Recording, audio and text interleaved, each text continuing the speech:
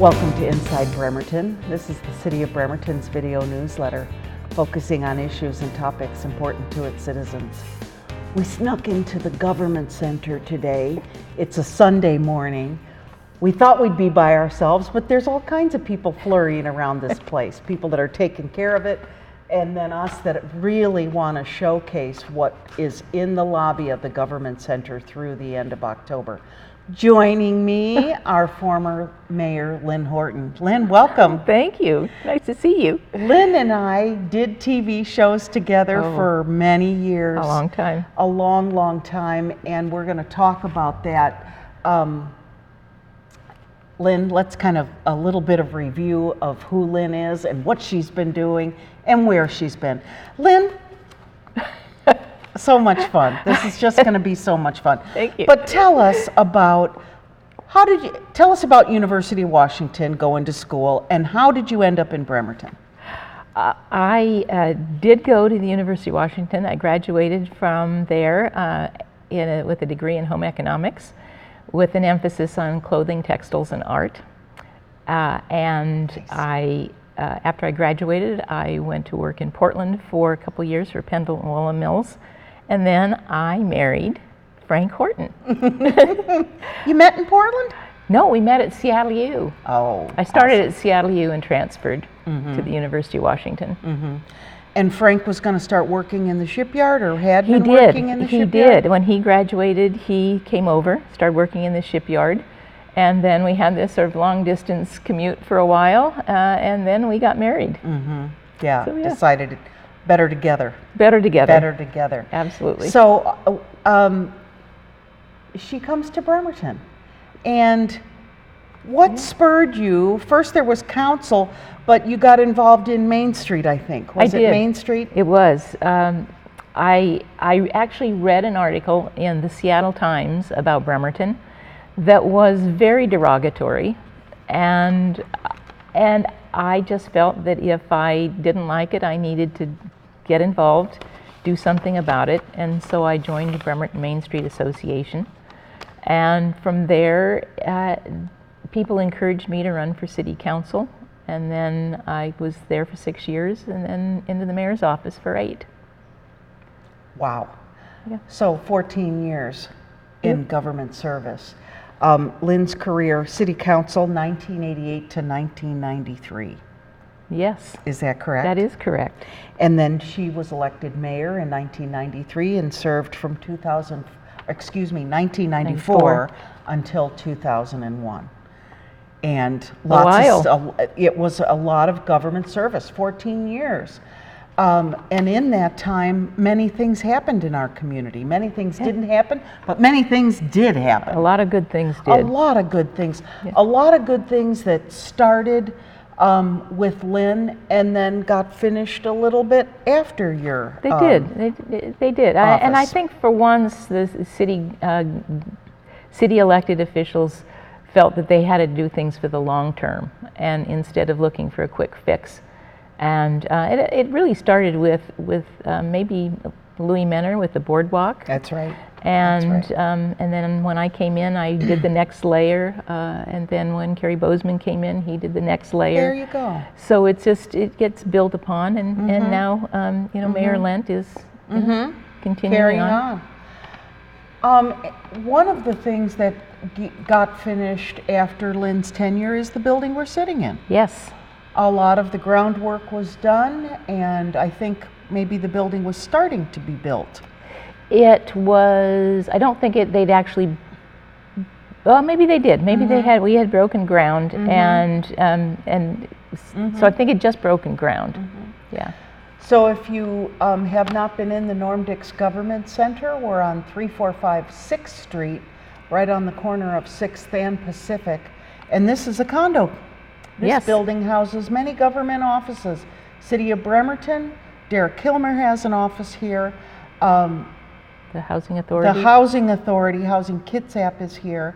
And the Washington State University Extension, Cooperative Extension, has a large presence here, and the Health District. Yes. So there's many tenants in this condo, and What we really want to talk about is what Lynn has been doing since she left government office, and a lot of those things are on display here. But Lynn is also very involved in West Sound Arts Council. Yes. And that promotes arts in our community as well as awards scholarships. And how they raise money for scholarships is a tea that's held annually. And it's a fashion show tea. And a lot of times it's been recycled fashions. Yes, yes. It actually started, this component of the tea started when Dee Dee Beckley, who's a very dear friend, decided that she didn't want to take on the whole fashion show herself any longer. And so we branched out into recyclables and what I call wearable art. And it just sort of has grown over the years. Beautiful.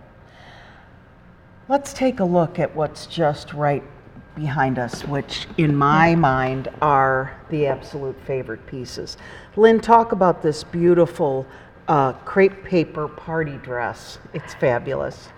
Well, it's a lot of the things that I find, the materials I get from places like Value Village and Goodwill. And probably 2 or 3 years ago, I found this ginormous roll of crepe paper streamers. And I thought I can make something out of that one of these days. And so I decided I would just make these little flowers. And I actually ran out. It's amazing how many feet of crepe paper streamers you need for a dress. And then I embellished them, each of the flowers, with some little crystal seed beads, and put interspersed with tulle. And the top is actually the lining of a bedroom curtain that I had that I recycled out, took it apart, and that's the top. Wow. What comes first, the idea and then you find supplies, or is it just you've got the supply of tissue paper and thought, I'm going to do something? No, I think it's pretty much material driven. And a lot of materials take a very long time to amass. Right. One of the ones that you'll probably see later is the one I did out of dry cleaning lint. Not dry cleaning, dryer lint. Dryer lint. Yeah. I thought I would have an enormous unending supply, but in the end I wound up enlisting several people to collect dryer lint for me, and and it probably took me 3 years to get the raw materials to make. It takes a long time sometimes. And we're going to look at that jacket because it is absolutely fabulous. Lynn, right behind you is absolutely my favorite piece, and it's the popsicle stick gown. It is absolutely fabulous. Any idea how many popsicle sticks are on there? 1,200. but who's counting? Fabulous. Wow. That was another one where I was at the Goodwill store, and there was a big bag of popsicle sticks. I picked that up about 2 or 3 years ago and thought I could probably do something with this, and it's really it was painted. The popsicle sticks are painted and they're graded. It's called ombre. It starts dark at the bottom and works up lighter in color, and then over the sticks I put a solution of Epsom salt and water, and you just kind of paint it on, and then when it dries it forms crystals. It's very cool. It's very cool. Yeah. It's very cool. And your daughter Leslie wore that in the fashion show that was held in early October. Yes. It was absolutely stunning. But a lot of these fashions they're wearable, maybe not very comfortable, but certainly wearable. Yes. For a short time. The gal who wore this dress was absolutely stunning. Beautiful. Yes. Absolutely beautiful. We've got pictures that we'll put in. Yeah. And then there is one more. I'm going to move further out here. Tell us about this Grecian evening gown. This was, I was cruising through the dollar store, and that's the main garment is made out of $2, $1 shower curtains. And then I got some foliage from craft stores, and it's also made out of cording and pasta and lasagna noodles. And I spray painted them copper. The belt Fabulous. Is some fabric that I just have as a remnant, and I finished it off with the belt, and it is beautiful. Thank you. Yeah. Absolutely beautiful. Well, let's take a break, and when we come back, we're going to look at some other fashions that are favorites of Lynn's and favorites of mine. We encourage you to stay with us. We'll be right back.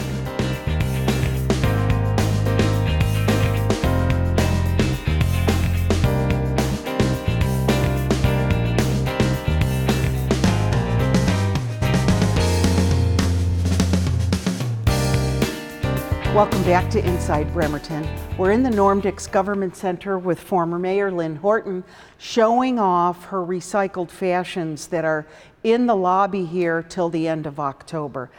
Lynn, this piece is just so cool. It's a plaid rain jacket, but it's more than that. Tell us about this jacket.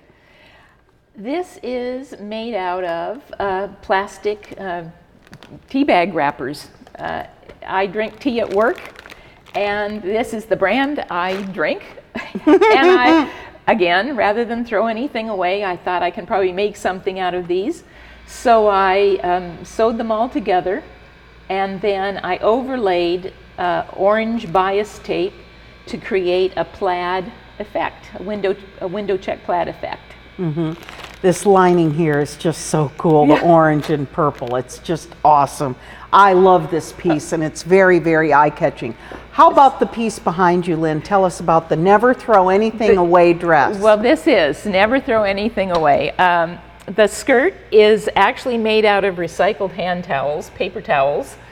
Through the times you have paper towels and you use them to do something, so I just threw them in a bag. When I got done, I washed them. They wash. They wash, and then I dyed them. Yeah, the color's fabulous.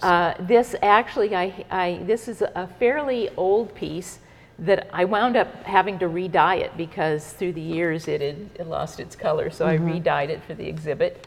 The top is made out of it's this black is netting, tulle netting, that someone gave me, that they used it for Halloween decorations. And so you just never know when you're gonna, and then it's finished with a little satin belt. Mm-hmm. How about the shoes though, Lynn? The shoes are fun. I pick up things from Value Village and Goodwill. This is a pair of shoes that I found somewhere along the line. I glued lots of different little silk flowers on and finished it with a stem and a silk flower at the back. So they're just fun. They're fun little shoes. Really, really fun. Stay with us. We're going to have Lynn talk about her favorites that are on display here at the Norm Dix Government Center. Stay with us. We'll be right back. This dress was actually made out of a recycled curtain sheer, and that was then I draped and in kind of different folds. It's topped with a recycled bathing suit that used to be mine, and this is just ribbon that I collected along the way. It is topped with Mardi Gras beads, and it's I don't know, it's very elegant looking. This next is actually, before I tell you what this is, you should guess yourselves what the skirt and jacket are made out of. I'll give you 5 seconds. Okay. The jacket is actually made out of paper. It's made out of paper that came in a package that I got from somewhere. Something was wrapped in it. The paper is actually cut with these little slits in it, but it resembles python. And I thought this would be just a dynamite little jacket. And the skirt is wood. I had an old television entertainment cabinet that I converted to a craft center for my daughter, and it had these sliding wooden doors that were flexible, and instead of throwing them out, I cut them off, painted them black, velcroed it closed, and it's a skirt. So moving forward, this outfit is made out of tissue paper. Go around this way. This is made out of tissue paper that was covered with dry cleaning bags to give it a little more stability. Then I crinkled it. I crinkled it and sort of accordion pleated it and painted it with gold paint so it looks striated. It's got a half skirt and a top. The top is finished with a little gold belt that was actually the inside of a box of chocolates. And the choker is made out of a little piece of leather remnant, beads or buttons, and wire. A number of years ago, I got an old sari from a friend, actually Dee Dee Beckley, who told me that, well, you can just make something out of this. And she also gave me some peacock feathers. So this became the peacock dress.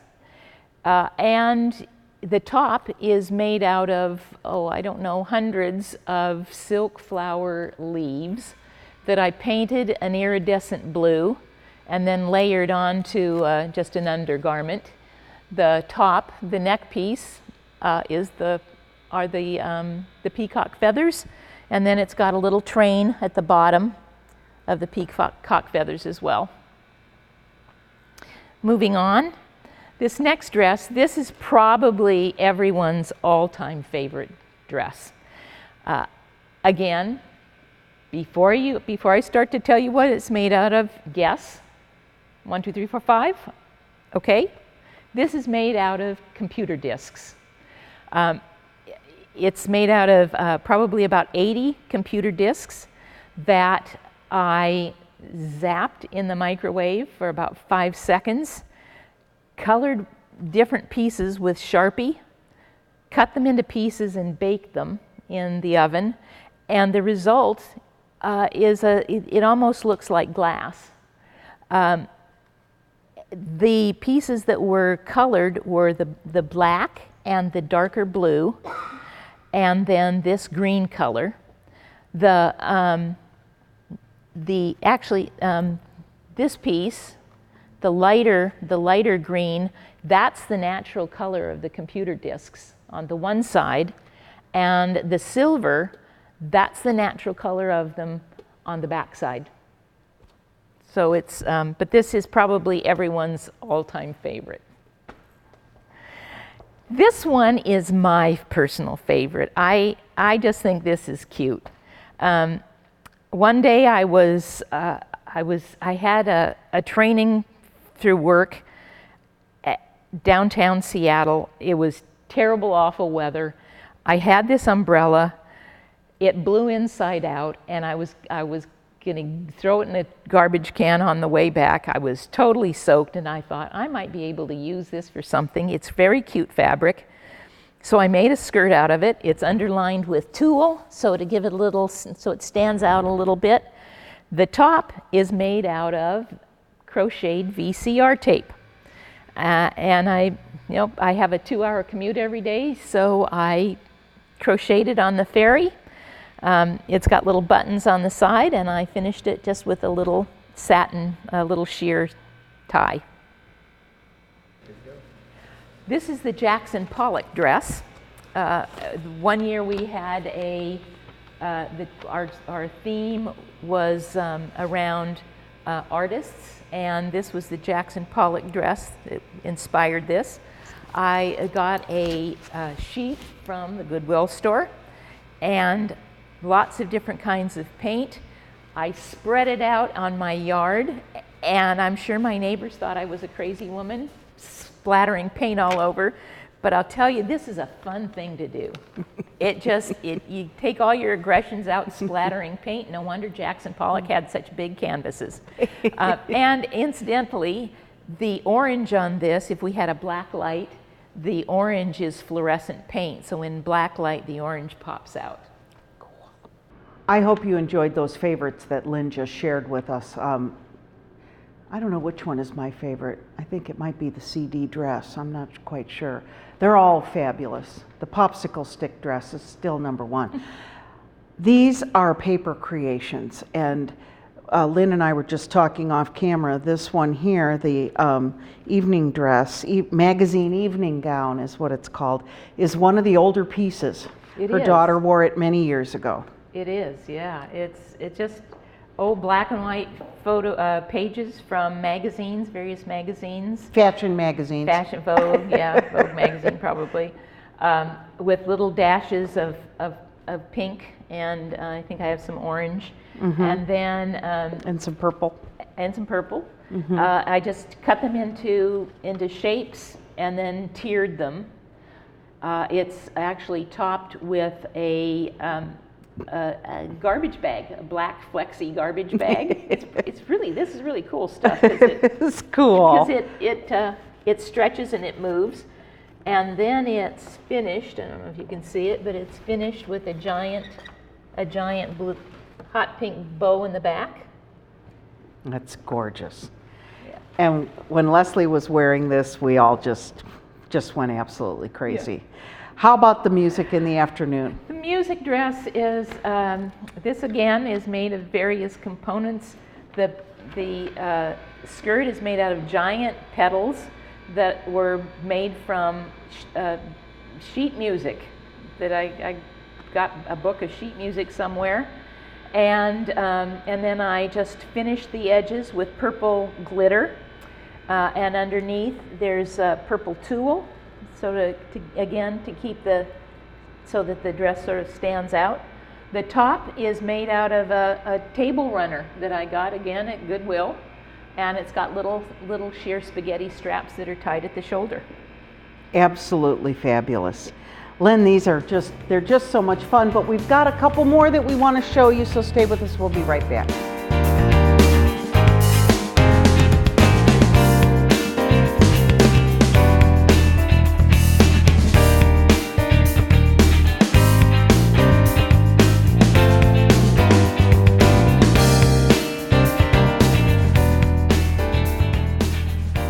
Garment was actually made out of dry cleaning bags, which I don't think I will ever do again. However, it is made out of several layers of dry cleaner bags. The skirt is a full skirt, and it's just got a simple sleeveless little top to it. But I edged the hem of the skirt in the bottom of the dry cleaner bags. So that's what it came, so this came from my dry cleaners. And it is finished with a little sheer satin belt. The next is,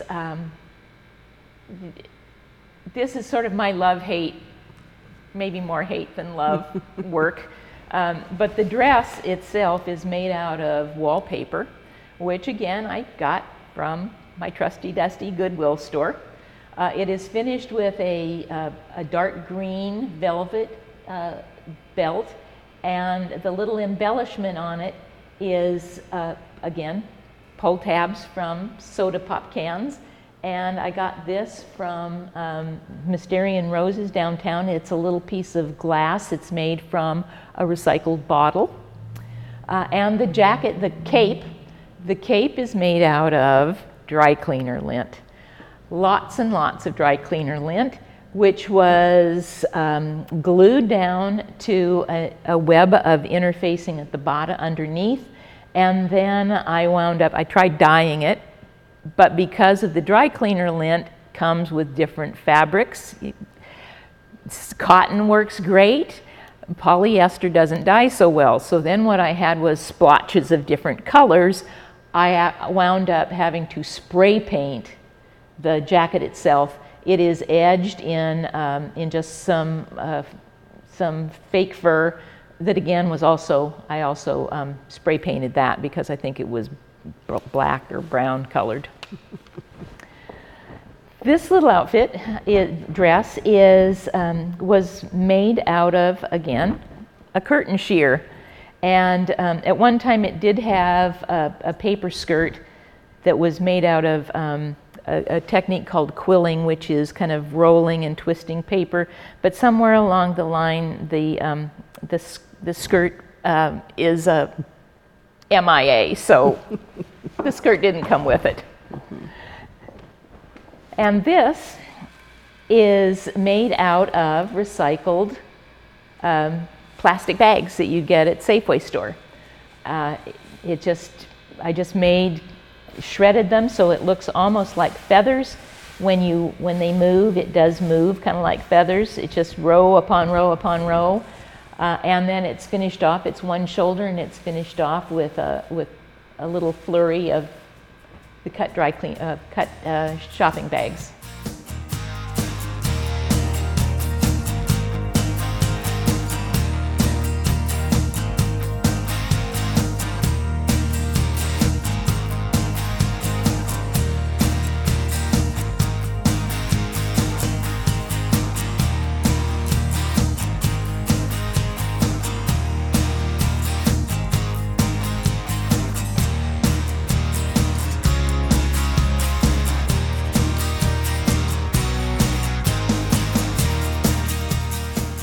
Thanks for joining us inside Bremerton, and thank you, Lynn Horton, for sharing the creation of these fabulous, fabulous fashions that have been in the Norm Dix Government Center for this month.